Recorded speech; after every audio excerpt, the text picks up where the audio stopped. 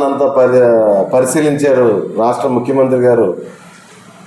రైతులను కూడా పరామర్శించారు. మరి వెళ్ళి ఏమైనా రైతులను ఆదుకోవడానికి ఆయన ఏమైనా చేస్తారేమో అని చెప్పేసి మేము చూస్తుంటే పాపం ఇలా కొత్తగా 200 కోట్ల రూపాయలకి ఒక జీవో రిలీజ్ చేయడం జరిగింది. మేము అనుకున్నాం రైతులను ఆదుకోవడానికైనా ఇమీడియట్గా, లేకపోతే మత్స్యకారులను ఆదుకోవడానికి ఇమీడియట్గా ఈ 200 కోట్ల రూపాయల నిమిత్తం జీవో ఇచ్చారేమో అనుకుంటే, డిజిటల్ క్యాంపెయినింగ్కి అంటే ప్రచారానికి 200 కోట్ల రూపాయలు విడుదల చేస్తూ చంద్రబాబు నాయుడు గారు జీవో ఇవ్వడం జరిగింది. మరి ఈ రాష్ట్ర ప్రజలు బాగా జాగ్రత్తగా గమనించాలి.